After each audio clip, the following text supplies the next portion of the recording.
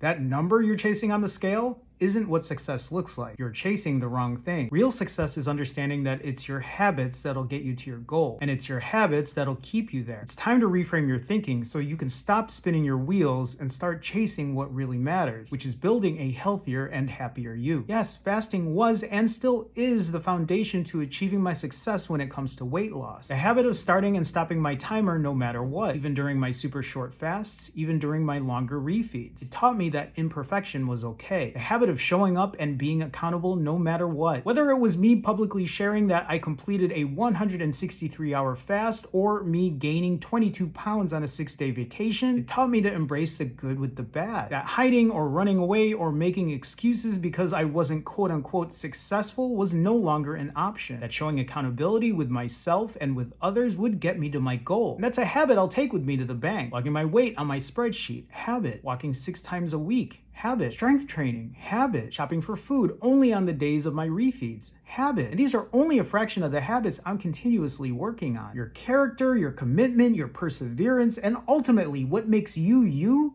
is defined by your habits, not the number on the scale.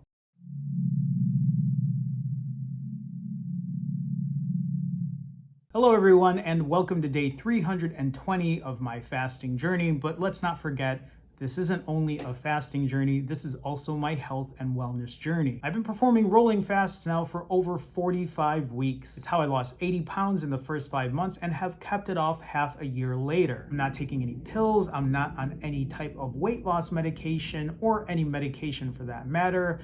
I don't take any injections, I'm not on Ozempic or semaglutide, or I'm not exactly sure what all the other ones are called. I'm on none of those things. I never have been. I've never had any type of weight loss surgery. This is strictly just through fasting. Obviously, it's more than just fasting. It's also my diet and my exercise, but the foundation of what I do and who I am and where I've been and where I am now is because of fasting. So I'm currently 60 hours and 46 minutes. Yep, almost 47 minutes fasted. Tonight, I'm gonna be breaking at the 65-hour mark. I'm gonna be breaking tonight. My plan is to refeed for about 5 to 6 hours, maybe longer than that. I'm actually going out tonight. I'm going out for drinks. I'm going out to eat just whatever food is available. I'll probably come back home and still eat my usual vegetables, meat, fruit, and then afterwards I'm gonna roll into a 42-hour fast, or pretty much an alternate day fast, and then back into a 65, 65s, 42s, 65s. Ever since losing the initial weight, I have been gradually trying to lessen my fasting length over time. For those unfamiliar with my story, I started off doing 90-hour fasts, 90-hour fasts at minimum. I was also doing 100-something hour fasts. At one point I did a 163-hour fast, 150-something, 140-something, but at least 90 hours for the first 138 days. And then when I hit my goal weight, I lessened my fasting length to 65 hours. And currently, after doing 65-hour fasts for, I don't know, I think another 5 months or so, currently for the last month and a half, I've been alternating between 65-hour fasts and 42-hour fasts. And if you're wondering, why are you still fasting for so long if you hit your goal weight? That's because I have an issue when it comes to diet. My hardest challenge, and still something I'm working on, is my consumption of calories. Usually during a refeed, I can eat somewhere between 5, 6, 7,000 plus calories in a 2, 3, 4 hour time span. 90-hour fasts meant when I ate that way, 5, 6, 7,000 plus calories, I would still lose weight. And that's why I stuck with 90s at the beginning to get me to my goal weight. And then I've noticed when I do 65s consecutively, I usually stay on pace with my weight. That's my maintenance kind of goal, or my maintenance fasting number, to keep me even with the diet I'm currently eating. But here's the thing, I'm now trying to do 42-hour fasts, trying to eat every other day, or at least alternate between a 42 and a 65, because I want to learn to eat better. I want to learn to kind of cut back on my calories. And for the last half year, I've been sprinkling in vacation time, eating back-to-back days, eating consecutive days, eating 6 days in a row, 10 days in a row, and really trying to learn from that and grasp what's happening when I eat, the way I feel, but still hitting the timer, still trying to be consistent. And it's been a tough process, but you know what? All I need to do is get back on a 65-hour fast, and then I start losing weight again. This morning I weighed in at 142.8 pounds, putting me right back into my maintenance range. My goal is to still get into the 130s. 135 is, I think, the ideal weight I want to be at, but I'm in no rush. I'm in a pretty good place right now. And right now I know it's going to fluctuate because I'm doing these 42-hour fasts. If I wanted to do 65-hour fasts consecutively, I'm sure I could get to 135 no problem.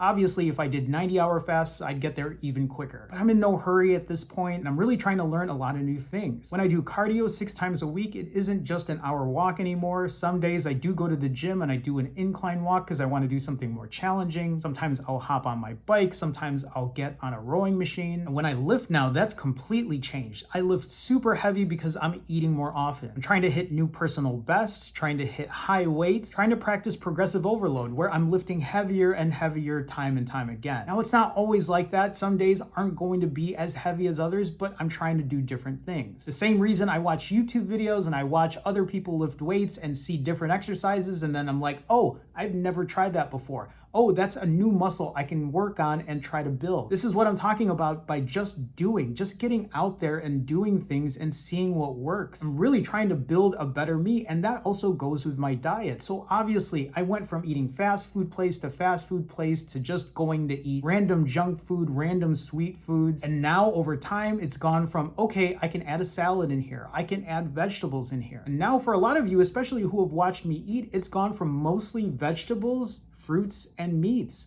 usually whole foods at this point. And lately, I've even been trying to incorporate macros here, where I'm adding a lot more protein. And now I'm also looking into dietary fiber and making sure I have enough dietary fiber to kind of balance things out. This is an entire revelation, a revolution, a process for me that it didn't start off this way. At the beginning, all I was really thinking about was fasting and the number on the scale. But after doing that and doing it and doing it and then learning from it and then optimizing it and then being very effective at it and then building the habit of fasting, I was able to continue to tweak. The exercise soon came along and followed that path. The diet is now too. And while it's never going to be perfect, you know what I'm going to say. It's going to be consistent. Practicing imperfect consistency is probably the biggest thing that I've learned during these last 320 days. That I don't have to keep looking at things in a black or white or all or nothing mentality, even though I still want to, even though my brain goes there a lot. But you know what? It doesn't go there like it used to. And you know why? That's because I've changed my habits. I've changed my way of thinking. If you feel like you're in a rut, if you feel like you're stuck, it's probably because you are stuck in your habits and you have to break from that. And I really feel like the only way you're going to break from that is just by doing, by practicing imperfect consistency, by showing up, by being accountable, that you don't have to run away anymore, that you don't have to make excuses, that you shouldn't be lying to yourself. And if that's something you're ready for, please let me know. And if you need an extra push, you need an extra boost of motivation or inspiration, I do offer one-on-one coaching. You can check the link in the description. Yes, I do help people out one-on-one when it comes to that. If it's putting a plan or a strategy down, if it's talking about accountability and you need an accountability partner, I can help you with that. And that's it for now. I'm going to be breaking tonight. I'm excited to do that and then get back on the fasting track, and we'll see what the next couple days, weeks, months look like. I'm almost a year in of doing this. So with that being said, I will see you all in the next one.